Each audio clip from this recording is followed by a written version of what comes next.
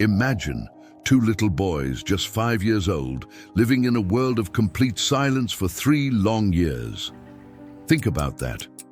Not a single word, not a whisper.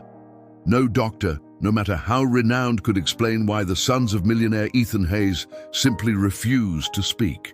But then one day, a young cleaning lady entered that immense mansion, and something bordering on the impossible happened. On her very first day of work, the first words in years came out of those children's mouths. What was so special about this simple woman that all the money in the world couldn't buy? The truth behind this mystery will leave you speechless. And before we dive deep, connect with us, subscribe to the channel, leave a like and hit the notification bell, because here you'll experience the most moving stories. And this one, oh, this one will touch you in a way you don't expect. The Beverly Hills mansion, with its impeccable gardens, Olympic-sized pool and gleaming marble, hid a father's greatest nightmare. Ethan Hayes, at 35, had built an empire in the real estate market. His skyscrapers scattered across Los Angeles generated millions every month, but all that money was useless, incapable of buying what he desired most in the world: to hear his sons' voices. Leo and Noah, identical 5-year-old twins, wandered like little ghosts through the corridors of that gigantic house. Exactly 3 years and 2 months ago, they saw something no child should ever witness. Their mother, Isabella, slipped on the wet marble staircase as she was coming down to get them from their room. The sound of her body falling, the red spreading across the white floor, her eyes, lifeless, staring directly at them. That image was forever seared into their little minds. And since that day, silence. Not a word, not a whisper, not even an audible cry. Ethan spent fortunes trying to bring his sons' voices back. Dr. Henry Marcus, the most renowned child psychiatrist in the country, visited the house 3 times a week. Therapists came from New York for specialized sessions. Neurologists ran every imaginable test. The diagnosis was always the same: severe psychological trauma with extreme selective mutism. The children communicated only with basic gestures. They pointed at food when they were hungry, shook their heads for yes or no, but their voices remained trapped somewhere deep and inaccessible. Ethan came home every night hoping for a daddy, a hi, any sound that would be a sign his boys were coming back to him. But the silence was deafening, a mute scream that echoed through every room. The house, once filled with laughter and play, now felt like a cold museum. The staff spoke in whispers. Even footsteps were muffled so as not to disturb the melancholic atmosphere that had settled in. Ethan was losing hope when his secretary, Mrs. Martha, suggested hiring a new cleaning lady. The previous one had quit, saying she couldn't bear the sadness of that house anymore. That's how Amelia Reed's name came to him. A 28-year-old widow with impeccable references. Ethan didn't even interview her personally. He was too busy trying to save his company from a crisis while dealing with the guilt that consumed him for not being able to help his own children. On that Tuesday morning, just another day like any other at the Hayes mansion, silence reigned supreme, and hope seemed increasingly distant. But at 9 a.m., when Amelia Reed walked through the property's golden gate, carrying only a small handbag and a heart full of her own scars, she had no idea that she was about to break 3 years of silence with her mere presence. And the twins, they didn't know either that this would be the morning their voices would finally find their way back home. Amelia Reed stopped in front of the imposing gate, adjusted her simple uniform and took a deep breath. At 28, her eyes carried the deep mark of someone who knew the pain of loss intimately. 2 years ago, a car accident had stolen not only the husband she loved so dearly, but also the baby growing in her womb, a girl she had already decided to name Hope. Since then, Amelia survived by working as a cleaner. It was honest work that kept her busy enough not to drown in sorrow, yet solitary enough that she could process her grief in silence. The hospital and funeral debts still weighed on her shoulders, but she never complained. Working amidst the luxury of others didn't bother her. In fact, it was better than the suffocating loneliness of her small apartment in Van Nuys. Mrs. Martha, Ethan's secretary, a middle-aged, efficient and somewhat serious woman, met her at the service entrance and quickly explained the house rules. "Amelia, this is a special residence. Mr. Hayes has 2 twin sons, Leo and Noah. They went through a trauma a few years ago, and they don't speak at all. It's very important that you keep the house quiet and avoid making unnecessary noise. The children are extremely sensitive." Amelia nodded, understanding immediately. She herself knew the weight of silence. She had spent months unable to even utter her husband's name. "Are they healthy otherwise? Do they play normally?" she asked, a genuine concern in her voice. "Physically, they're perfect, but emotionally," Mrs. Martha sighed, "they're like little ghosts, very polite, very quiet, but it's as if a part of them died along with their mother." Amelia felt her heart ache.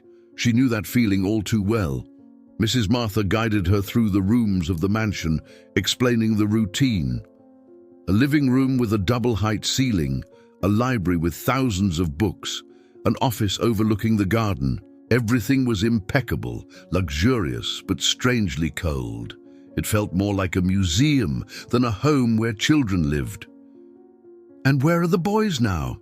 Amelia asked while organizing her supplies. "In their room on the 2nd floor. They spend most of their time there. You can start by cleaning the living room. They probably won't even notice your presence." But Mrs. Martha was mistaken. As Amelia began to vacuum the Persian rug, small bare feet padded down the marble staircase. Leo and Noah appeared at the entrance to the room, wearing identical navy blue pajamas. They were absolutely identical, with curly brown hair and green eyes like their father's, but with a heart-wrenching expression of sadness. Amelia turned off the vacuum instantly. "Hi, sweethearts," she said softly, crouching down to their level. "I'm Amelia. I've come to help take care of your house."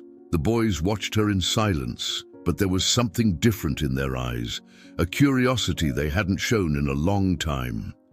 Amelia smiled and went back to work, quietly humming a lullaby she used to sing to the baby in her womb. It was a sweet, almost whispered melody about angels who watch over children while they sleep. As she spoke, something extraordinary began to happen. Leo, who hadn't shown interest in anything for 3 years, got up from the sofa and walked over to where Amelia was cleaning a coffee table. He picked up a cloth that had fallen and handed it to her. Amelia accepted it with a radiant smile. "Thank you, Leo. You're very kind." The boy's eyes widened. How did she know his name? Mrs. Martha had told her, but to Leo, it was as if she had known him forever. Noah also got up and started following Amelia around the room. When she moved to the bookshelf to dust the books, he ran over and pointed to a book of fairy tales. "Oh, you like stories?" Amelia asked, picking up the book. "This was my favorite too." She almost mentioned her husband, but stopped herself. This moment was about them. Amelia sat on the floor and opened the book. The twins immediately came closer, sitting on either side of her. She began to tell the story of Beauty and the Beast, using different voices for each character, making dramatic gestures that drew the first genuine smiles from the boys in 3 years.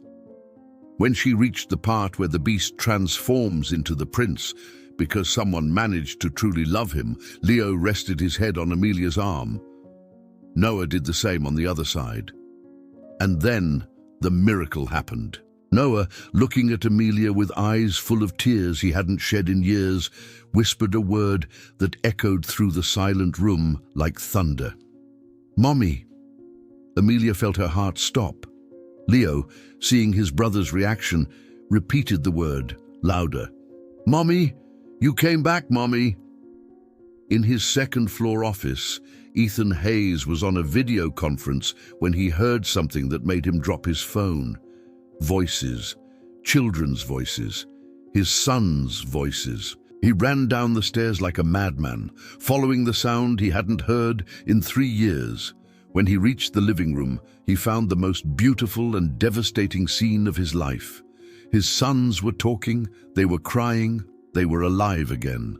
And it was all because of a simple woman sitting on the floor, holding them as if they were the children she never had the chance to raise. Ethan stood there, paralyzed at the entrance to the room, afraid that any movement might break the spell of that impossible moment. His legs were shaking, not from fear, but from an emotion so overwhelming it threatened to knock him over. For 3 years he had dreamed of this exact moment. He had imagined what it would be like to hear his sons' voices again. But in his imagination, they ran to him shouting, "Daddy!"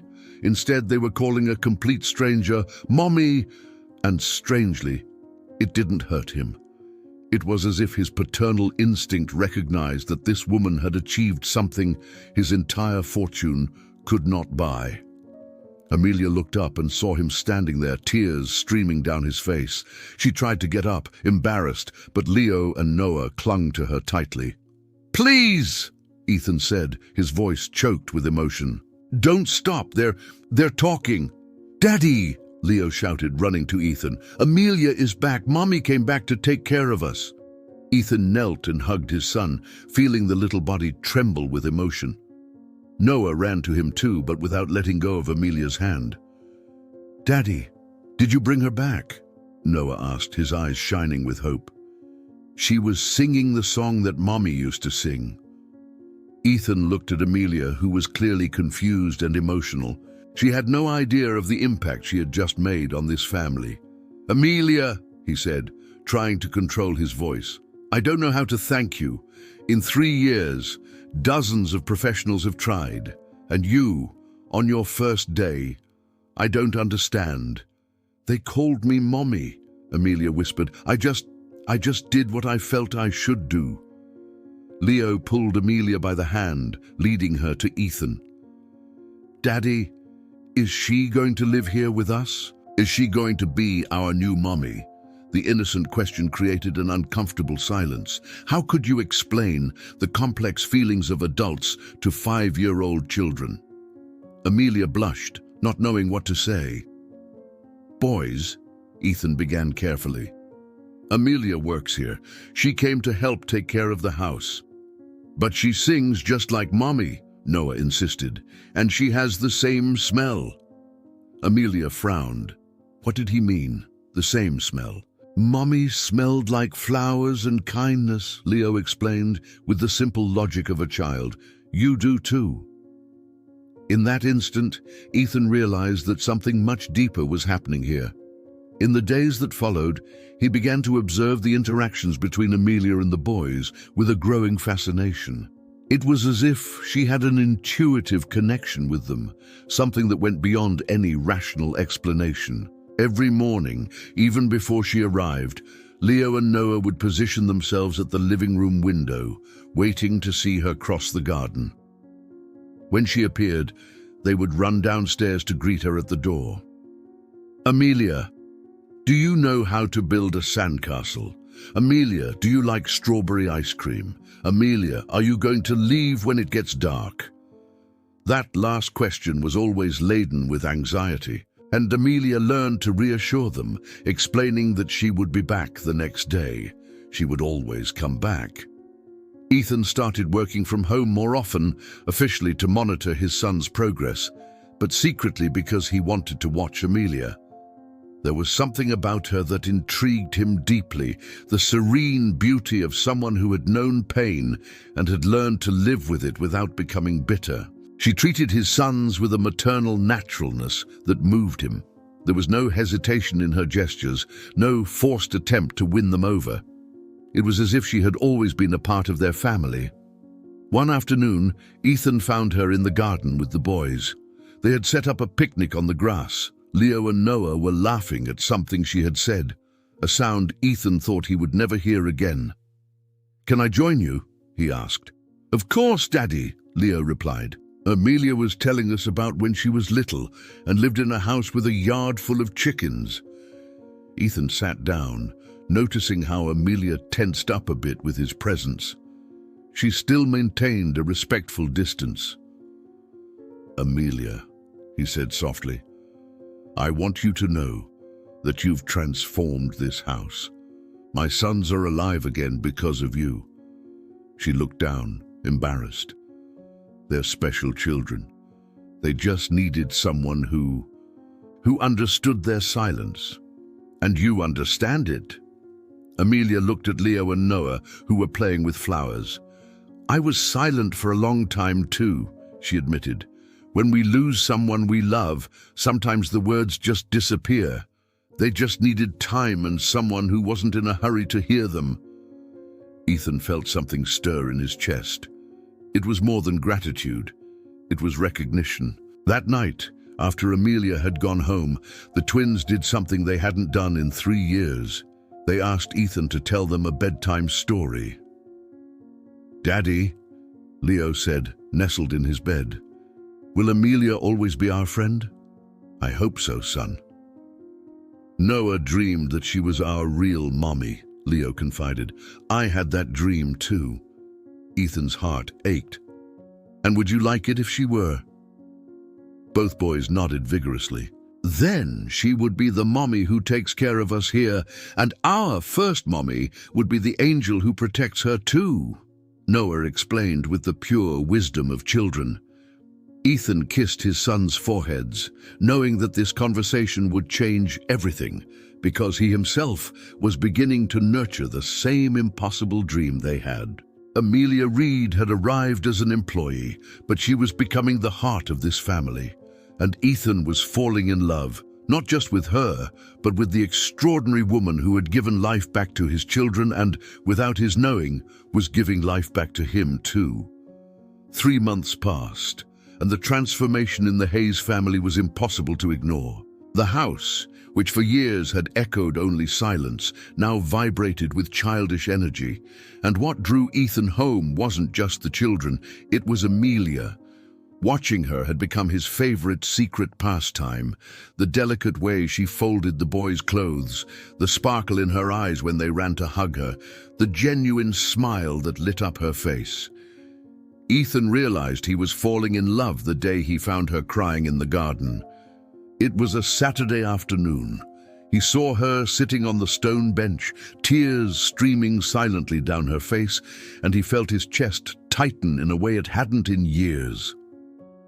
"Amelia, what's wrong?" She was startled, wiping her tears away. "I'm sorry, Mr. Hayes, I shouldn't. Please." He sat down beside her. "Call me Ethan, and you can be wherever you want. This house is yours too." "I'm just an employee," she whispered. "No," Ethan interrupted her gently. "You are much more than that. You are the person who brought my children back to life." They sat in silence for a moment. "Today is my husband's birthday," she finally confessed. "He would have been 30. And our baby, our girl, she would have been 2 next week." Ethan felt as if someone had pierced his heart. "Amelia, I didn't know. I'm so sorry." "For 2 years, this day was unbearable," she continued, looking up at him. "But today I was able to get up because I knew Leo and Noah were waiting for me. They gave me a reason to keep going." "And they brought you to us exactly when we needed you," Ethan replied. "Don't you think that's more than a coincidence?" Amelia looked at him with an intensity that made him forget how to breathe. "Ethan, I need to tell you something. I love your sons as if they were my own. I know I don't have the right—" "Stop," he said, gently taking her hands. "You have every right. They love you too. And I—" Ethan paused, realizing he was about to confess something that would change everything. "I love you too," he said, surprising even himself. "As a woman, as the mother of my children, as the person who saved us from a life of silence." Amelia started crying again, but now they were tears of relief. "I thought I was crazy for feeling this. I thought I was betraying my husband's memory." "Loving again doesn't betray those we've lost." Ethan pulled her closer. It honors the capacity to love that they gave us. They were about to kiss when an icy voice cut through the moment like a blade. "Ethan, what is the meaning of this?" Eleanor Hayes, Ethan's mother, was standing at the entrance to the garden with a look of horror. "Mother, I can explain." "Explain?" Eleanor approached with furious steps. "Explain how my son is behaving like a teenager with an employee?" "Mrs. Hayes," Amelia began, standing up. "You don't understand anything." Eleanor cut her off coldly. "You are an opportunist who has infiltrated this family, taking advantage of the children's vulnerability." "Mother!" Ethan stood up, furious. "You can't talk to Amelia like that." "I can, and I will. She wants your money, it's obvious."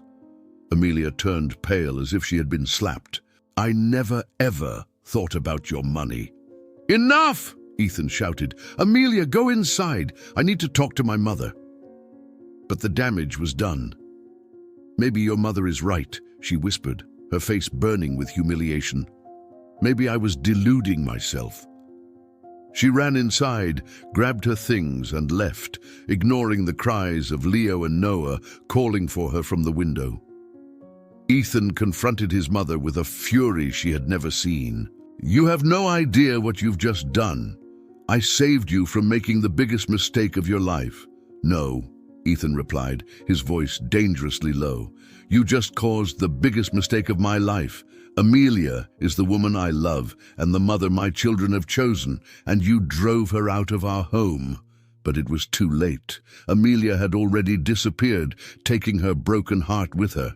And inside the house, Leo and Noah began to scream for her. Silence returned to the Hayes mansion, but this time it was an even more devastating silence, because now they knew exactly what they had lost. The first night without Amelia was a nightmare. Leo and Noah refused to eat dinner, cried themselves to sleep, and woke up several times asking for her. "Daddy, doesn't Amelia like us anymore?" Leo asked for the 10th time. How could he explain that his own mother had mortally wounded the woman they loved? On the second day, the boys went on strike. They refused to eat anything that wasn't prepared by Amelia. Ethan tried calling her dozens of times, but the phone went straight to voicemail. On the third day, the situation became critical. Leo and Noah stopped eating completely. Dr. Marcus came to examine them. "Ethan, they are entering a state of severe childhood depression. Where is the woman they're calling for?" "She's gone." "Then you need to bring her back, immediately." It was at that moment that Ethan discovered the extent of his mother's betrayal. He found a file on Amelia on his desk. Eleanor had hired private investigators to look into her. The report confirmed Amelia's integrity, describing her as honest, dedicated, a family person. At the end, there was a note from the investigator. "Financial motivation unlikely. Investigation unnecessary." Ethan felt sick. His mother had ordered a full background check to destroy an innocent woman. He confronted her. "How could you?" "I was protecting my family," Eleanor insisted. "Protecting it from what? From love? From happiness? Your grandsons are dying of sadness, literally refusing to eat, and you still think you did the right thing." The cries of Leo and Noah echoed through the house. Ethan ran upstairs and found the twins hugging each other, crying. "Daddy," Leo sobbed, "did Amelia die like Mommy did?" "No, son, she didn't die." "Then why won't she come back? Did we do something wrong?" "You didn't do anything wrong," Ethan said, hugging them. "Grandma Eleanor said mean things to Amelia, and it made her very sad." "Is Grandma mean?" Leo asked, with brutal sincerity. The simple wisdom of children struck Ethan like a lightning bolt. True love multiplies. It doesn't divide. On the 4th day without Amelia, Ethan received a call that changed everything. "Mr. Hayes, this is Cedarview Medical Center. One of our patients, Amelia Reed, has you listed as her emergency contact. She was admitted last night in serious condition." Ethan felt his world collapse. He sped to the hospital. He found Amelia in the psychiatric ward, medicated, unconscious. She arrived in a state of emotional collapse, the doctor explained. She needs a strong reason to fight. Something or someone to make her want to live again. She has one, Ethan said, holding Amelia's cold hand. She has my sons, and she has me. When Amelia woke up and saw him, she tried to pull away. No, you shouldn't be here. Your mother was right. I'm just a cleaner who got delusional. You were right from the beginning, Ethan said, holding her face. You are part of our family, the most important part. Leo and Noah. They're dying without you, Amelia. They've stopped eating, playing, living. They call you mommy because that's what you are to them. Ethan showed her the investigation report. It wasn't about you, Amelia. It was about her fear of losing control. I can't be the cause of problems between you and your family, she whispered. You're not the cause. You're the solution. Ethan knelt beside the hospital bed. Amelia Reed, will you marry me? Not because you need me or because I have money, but because we love each other and because together we can give our children the family they deserve. And Leo and Noah? She asked. They're at home, waiting for their mommy to come back. It was that word, mommy, that broke down all of Amelia's resistance. She was born to be a mother, and fate had placed in her path 2 children who desperately needed her love. Yes, she whispered, I accept. When Ethan kissed her, they both knew they were sealing a promise to Leo and Noah. They would never be orphaned by love again. Ethan spent the night at the hospital, but at 6 a.m., a desperate call from the nanny made his blood run cold. Mr. Hayes, come home immediately. The children cried all night. They have a fever. Leo is delirious, calling for Amelia. He rushed home to find the mansion in chaos. The children were pale, listless. They're in a critical state of malnutrition, said Dr. Marcus. They need to be hospitalized. No, Ethan said firmly. They need Amelia. I'm going to get her now. Daddy, did you find Amelia? Leo asked in a weak voice. I found her, my love. She's coming home. Forever. Ethan looked at his mother, Eleanor, who was watching the scene with a mixture of guilt and fear. Mother, I'm going to get Amelia. When I come back, you can either stay and be a part of this family as it's going to be, or you can leave, but you will never disrespect her again. Eleanor started to protest, but Leo interrupted her. Grandma, you hurt our mommy. That was mean. You made Mommy Amelia cry, Noah added. Now we're crying too. When Ethan returned to the hospital, Amelia was ready. Ready to go home? He asked. On the way, he told her about the children's condition, and she cried, blaming herself. You were forced into an impossible situation, he comforted her. As they walked through the front door, Leo and Noah, too weak to run, lit up. Mommy Amelia, Leo shouted with all the strength he could muster. Amelia ran to them, falling to her knees, and the 3 of them cried together. Tears of relief, of happiness, of reunion. My babies, Mommy's back. Mommy is never leaving again. You promise? Noah asked. I promise. Amelia showed them the engagement ring. Daddy asked me to marry him. I'm going to be your official mommy. The pure joy on the boys' faces was indescribable. At that moment, Eleanor approached slowly, her haughty posture gone. Amelia, she said, her voice choked with emotion. I need to apologize. My grandson is right. I was mean to you. Grandma Eleanor, Amelia extended a hand to her. I never wanted to replace the memory of their mother. I just want to love them.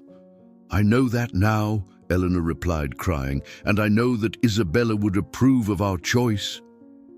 Dr. Marcus, who had been observing from a corner, examined the children again. It's astonishing, he murmured to Ethan. Their temperatures are returning to normal. I've never seen such an immediate recovery. Doctor, Leo called out, now that Mommy Amelia is back, can I have something to eat? I'm very hungry. In the kitchen, as Amelia prepared some soup, she hummed the same lullaby. The boys watched her, mesmerized. "Mommy Amelia," Noah said, "when you left, I dreamed that you had become an angel, just like our first mommy. But you didn't become an angel. You came back to take care of us." Amelia turned, her eyes full of tears. "Boys, you saved my life just as much as I saved yours." 2 years later, the Hayes mansion pulsed with life and laughter. Leo and Noah, now 7 years old, were happy, talkative children. The trauma of the past had been replaced by a security built on the unconditional love they received. Amelia blossomed. She became a mother, a wife, and a partner to Ethan in his business ventures. And the most visible miracle of all was growing in her belly. "Mommy Amelia," Leo said one Saturday morning, placing a hand on her stomach, "our little sister is kicking a lot today." That afternoon, their religious wedding ceremony was to take place. After 2 years of civil union, Amelia had insisted on a church celebration to bless the family they had built. The church was filled with people who had witnessed their transformation. When it was time for the vows, Ethan spoke with a choked voice. "Amelia, you came into our lives disguised as an employee, but you were an angel sent to heal us. You gave my sons back their voices, joy back to my home, and the ability to love back to my heart." Amelia replied with tears in her eyes, "Ethan, you gave me the family I thought I would never have again." Leo and Noah taught me that being a mother isn't about giving birth to a child, but about loving one unconditionally. But the most emotional moment came when the priest invited the boys to the altar. "Mommy Amelia," Leo began with impressive maturity, "when you arrived, our hearts were broken. We couldn't speak because sadness had stolen our words. But you came singing and taught us that it was safe to talk again." Noah continued, "You never tried to make us forget our first mommy. You said she became a star that protects our family, and now we have a mommy in heaven and a mommy here on earth. That makes us very lucky." There wasn't a dry eye in the church. At the reception, in the mansion's garden, Little Hope, a name chosen by the twins, decided to make her appearance. Hours later at the hospital, Hope Hayes Reed was born into the arms of a complete family. Ethan held his daughter, looked at a radiant Amelia, and saw Leo and Noah arguing over who would teach her to walk first.